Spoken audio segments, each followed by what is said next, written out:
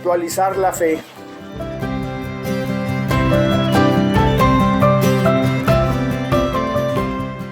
Queridos hermanos, en esta ocasión quiero hacer una reflexión con ustedes sobre la actualidad de nuestra fe.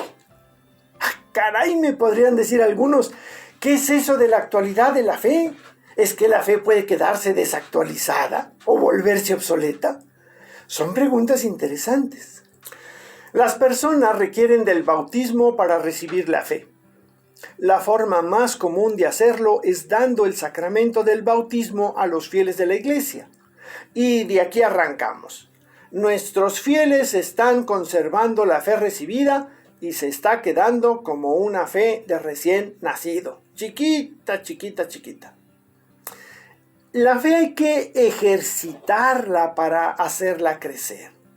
Es parecida a los músculos, que si no se ejercitan, pues se atirician, ¿no? Y como con los músculos, que los tenemos apenas para realizar las actividades diarias, pero un esfuerzo adicional nos cuesta trabajo y al día siguiente amanecemos todos adoloridos. Si queremos empezar por definir la fe y cómo nos puede ayudar a sobrellevar nuestra vida diaria, tendremos que irnos a la carta a los Hebreos en su capítulo 11. Escuchemos. La fe es fundamento de lo que se espera y garantía de lo que no se ve. Por ella, nuestros antepasados recibieron la aprobación de Dios. Por la fe comprendemos que el mundo fue formado por la palabra de Dios, de modo que lo visible proviene de lo invisible. Por la fe, Abel ofreció a Dios un sacrificio mejor que el de Caín. Por ella recibió el testimonio de que era justo, como Dios mismo lo atestiguó al aceptar sus dones. Por la fe, Abel habla todavía, aún después de muerto. Y después de la fe de Abel, nos habla el texto de Caín y se nos recorre a lo largo de todo el capítulo más ejemplos de fe. Aparecen Enoc, Noé, Abraham, Isaac, Jacob, Moisés, Gedeón, Barak, Sansón, Jefté, David, y la lista sigue y sigue y sigue. Yo te recomiendo la lectura de este capítulo completo, el capítulo 11 de la carta a los Hebreos, y después ahondar en lo que cada uno de estos personajes hizo y vivió para darte una idea muy clara de lo que significa la fe. Porque en el caso nuestro caso del hoy actual, ¿cómo nos podemos dar cuenta de qué tan ejercitada está nuestra fe? Haciendo un poco de historia, por la llegada de los franciscanos a México, pudimos como pueblo conocer la fe de Cristo. Una fe que se confirmó con las apariciones de la Virgen de Guadalupe en 1531.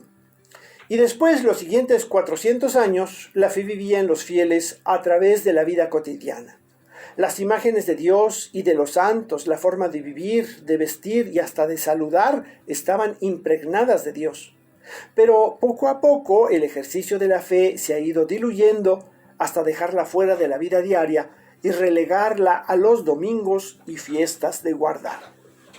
El avance tecnológico, las corrientes de pensamiento en las que se enaltece al hombre hasta llegar a la conclusión de que no necesita a Dios en su vida, han colaborado a lo que se llama la secularización del hombre, que no es otra cosa que alejarse de Dios y acercarse al mundo, entendiendo como mundo todo aquello que nos causa placer individual, dando al traste con el amor al prójimo.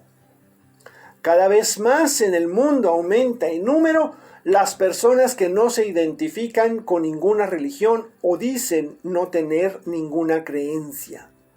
Muchas personas están afectadas también por el síndrome del champulín, tan socorrido en la política, y abandonan la fe católica para saltar a otras denominaciones cristianas, cuando no de plano a otras religiones o a otras cosas que ni siquiera lo son.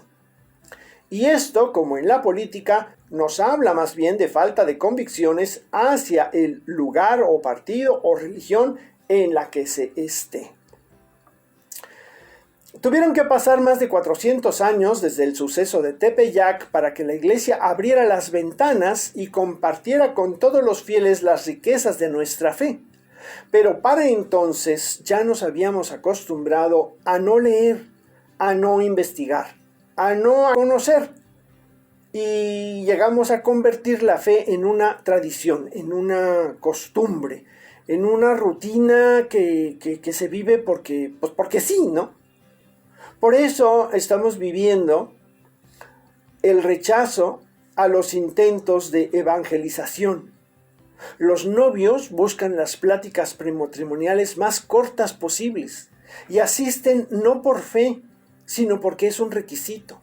Lo mismo pasa con las pláticas prebautismales y se llega hasta el extremo de andar consiguiendo comprobantes falsos. Ahí no hay fe, hay requisito. En los cursos, talleres, conferencias, casi vemos a las mismas personas de siempre.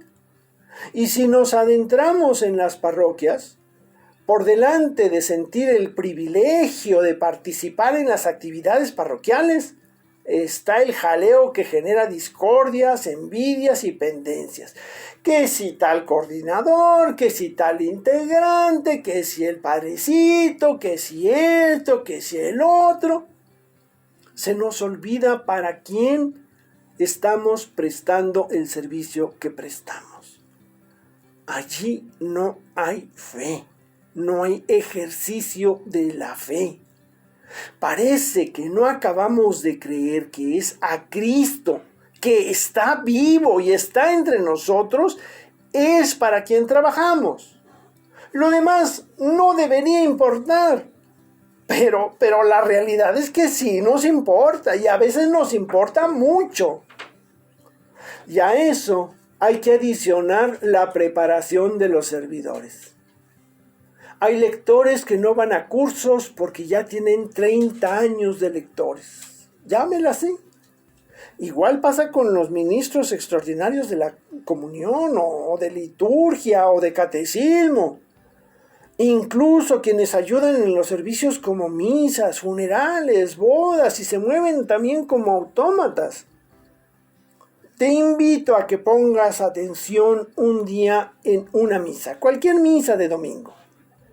La misa es algo tan central, tan único, tan grande. Es un milagro que ocurre ante nuestros ojos. Pero quizá no tengamos suficiente fe. Y no porque no la tengamos, sino porque poco la ejercitamos.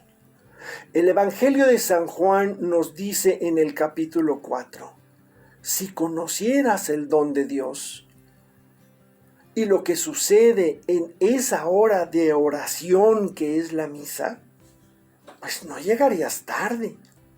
No te sentarías en la banca del templo como si estuvieras en un parque. No te presentarías vestido en fachas y sin bañar. No estarías platicando en los momentos de silencio. Habrías leído las lecturas de ese domingo desde el día anterior. Serías consciente de que el Padre no da la misa, ni la celebra, sino que la preside. Y por tanto, tú eres parte de todas las oraciones que el sacerdote dice durante la misa y deberías estarlas siguiendo en tu mente y en tu corazón. No harías ruido con el reclinatorio al subirlo o al bajarlo. Estarías preparado para acercarte a la comunión. Se respetarían el silencio que debe haber después de la comunión. Te preocuparías mucho más de recibir la comunión que el agua bendita. El agua, por muy bendita que sea, no deja de ser agua. Y en la Eucaristía no es pan, es Dios, el grande, el altísimo, que vive y reina y que condesciende hasta llegar a estar dentro de ti, en tu cuerpo y convertirse en parte de ti mismo. Si conocieras el don de Dios, Si comprendiéramos el don de Dios, qué diferente viviríamos la misa y qué diferente sería nuestra vida. Para lograr esto hay que ejercitar nuestra fe. ¿Cómo? 3 puntos te doy.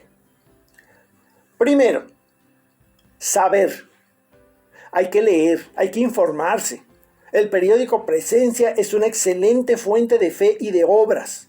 Hay que meditar diariamente pasajes de la Biblia, asistir a cursos, a conferencias, a cuanta cosa se te atraviese. Hay que saber, hay que informarse. Segundo, ejercitar. Poner en práctica lo que has aprendido por los diferentes medios, tanto en lo interior, modificando uno sus propios defectos, como en lo exterior, las obras de caridad, los apostolados, el tiempo, para poder hacer crecer la fe. Ese es el ejercicio. Y tercero, mantenerse actualizado y orar. Orar siempre y mejorar cada vez más la comunicación con Dios. Por eso es importante actualizar nuestra fe. Tenerla en el bautismo, ejercitarla mediante las obras y mantenerla actualizado. Y esto es un círculo constante, cada vez, cada año, cada mes. Y así nos veremos en el cielo. Qué optimista yo, ¿eh? Soy Jorge Cervantes del Instituto Bíblico San Jerónimo. Hasta la próxima.